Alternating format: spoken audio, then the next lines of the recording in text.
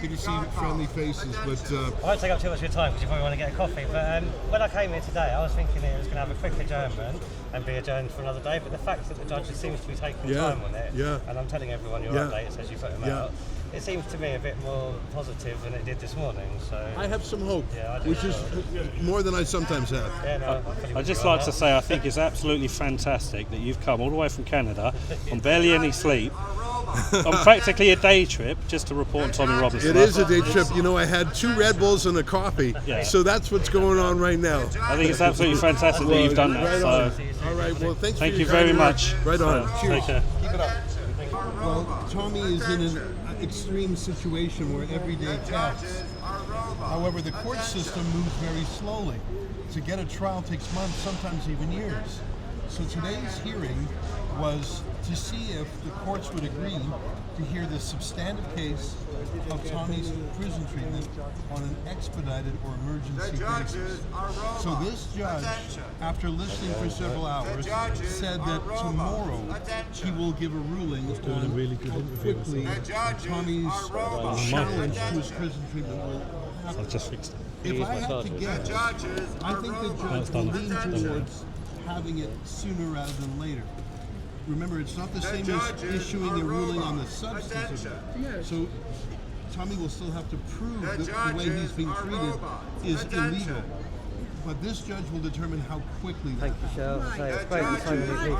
We might have to wait another month to go by before that happens, or indeed the judge may not rule that, may say there's I know a lot of people are at work today. no judicial review to happen. I think Tommy has the right to a judicial review. I'm not an expert on British civil procedure, but I think he has the right to that review. Whether or not it happens quickly is what's at stake. And really that's an easy call for a judge to make. What's the cost of it other than moving around some schedules? The difficult job will be ruling on the substance.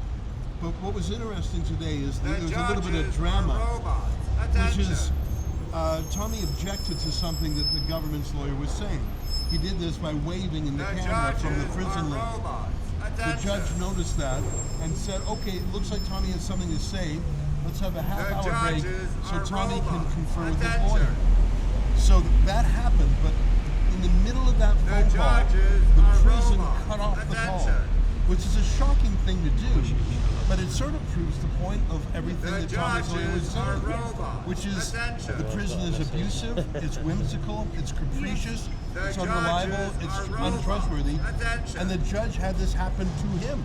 So the judge angrily instructed the government lawyer to ensure that Tommy had a chance to confer with his lawyer without interruption. So that took more than an hour. That's why the judge will not issue his ruling until tomorrow, because the capricious, unreliable, abusive governor of HMP Woodhill thought she'd mess around. But as the Brits would say, QED, doesn't that prove everything? It was particularly ironic because this came at the moment that the government's council had been listing all Tommy's wonderful prisoners, like being allowed to be locked in a gym. Well, he didn't say locked in a gym for an hour a week or whatever it was, and he listed all these prisoners. But when it came to the fact of whether Tommy could even get the attention of a prison guard as he sat in a small cell, to say that the judge had said he could call his solicitor, he couldn't even get the attention of the guard. And then after that, as you say, when he got the call was cut off. So it was amusing if you have a sort of satirical sense about it. There are a number of things that I myself knew were false. For example, visits. The prison governor, her name is Nicola Marfleet, very abusive woman, would grant someone a visit and then the last minute yank it away from Tommy like a taunt or a tease. And she's done this repeatedly. I know because she's done it to me. She's cut off Tommy's phoning privileges, including his own son. So I think the judge is a bit of a sadistic woman. And I say that the judge, the prisoner. So I meant to say the Nicola Marfleet. Sorry, I didn't mean to say the judge. No, it's okay. Excuse me, the prison governor. Yes. Sorry, I had no sleep last night. I got on the plane yesterday in Canada. Had a few winks on the plane, and so forgive me. I'm a little. I messed up my words there. No, the prison warden, the prison governor. Yes. And whimsical, capricious, highly political. Yeah. In fact, in one letter to Tommy's solicitor, Nicola Marfleet said that it was because of Tommy's politics that he had to be segregated. She agreed this, yes. And let me say something, speaking as a foreigner, Yes. because sometimes you're so used to something that you no longer realize, yeah, that's right. And if I may, it was accepted as normal by both the government lawyer and Tommy's lawyer and the judge and everyone in the room that prisons are lawless, violent place run by the gangs. And this was just accepted as a reason why Tommy had to be segregated, because the prison was in no position to govern itself. Not in reverse. Nobody, it was said that he might radicalise other prisoners. In fact, we know radicalisation is happening across British prisons the whole time. And you know, it was deeply ironic. in Canada, we call the boss of a prison, we call that typically a prison warden. Here you call it a governor, but that's sort of Orwellian, because Nicola Marfleet is not governing. It's more like Agatha Christie. Do you remember the great Agatha Christie novel about the cruel wardens? Yes, the gangs are governing the prison. Oh, the gangs. And I mean, that's obvious. Who is setting the policy at HMP Woodhill? The gangs. That's what's making the decision to put Tommy in segregation. Yes. Because they control the prison, not Nicola Marfleet. It's stunning to me, and I don't know if you still see that. No. Because everyone in the courtroom seemed to find that normal. It's not normal. No, I certainly noticed the thing about the people who are at risk of being radicalised are not people Tommy might meet. Yeah. The people are the poor buggers who swift justice happened to after the Southport riots. You know, there's one more thing I'll say, and then I got to run. Tommy knew one other prisoner at Woodhill. Yeah, I noticed you said he was Muslim. And no, somebody said he was Muslim. well, Tommy's lawyer, Alistair Williamson, said it was a childhood friend of Tommy's who happened to be a Muslim man. Yeah. And Tommy wanted to meet with him for old time's sake. I mean, I can imagine a buddy he hasn't seen in 20 or 30 years, and the judge forbade it. And I just thought that was very interesting. Yes. First of all, it shatters some stereotypes about Tommy. It does indeed. And it shows the cruelty and sadistic nature of the prison The government. other very Orwellian feature of it I noticed was the point that he made to his counsel when we were adjourned, that Tommy made, is he doesn't know who, he has to choose who the prisoner is that he wants to associate with. He doesn't know who the prisoners are. So how can he choose to apply to meet with somebody who he doesn't know exists or not? And this is another cruelty that was deeply Orwellian to me. The whole thing was very strange. It was But strange. thank you so No, much, my Ezra, pleasure. Thanks. and we'll keep our fingers crossed. Right on. Nice to see thank you. you for the work. So Thanks, to everybody. summarise, Ezra, did it go good or bad today? I feel good about it. I mean, I don't know how it'll end.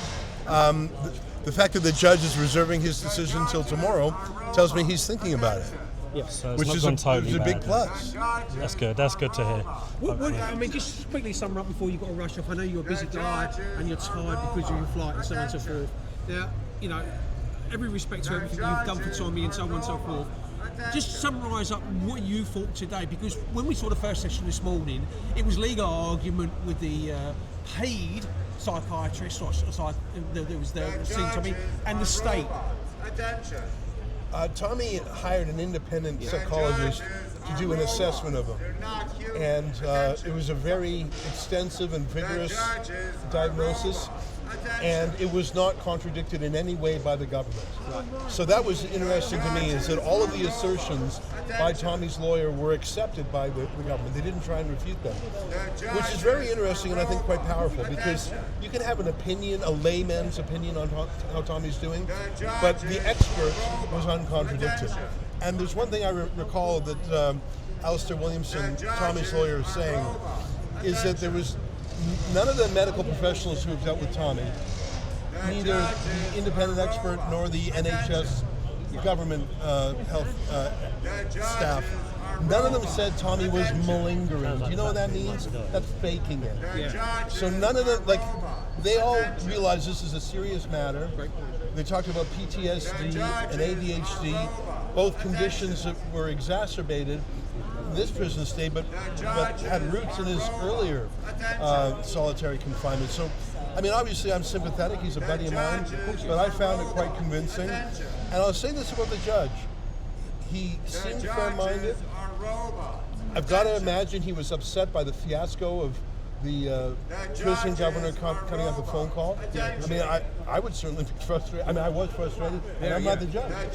And the fact that he's reserving his ruling until tomorrow shows that he's going to think about it. He didn't have it pre-written. But he's not bringing it in court. He's going to issue it by email. So that's not unusual. I mean, he's he's barrister. Was the same person that represented the You're right. Yeah, good eye. You're so right. Well, good luck, everybody. Thanks for chatting. Thank you, Ezra. All the best. All the best. Thank you.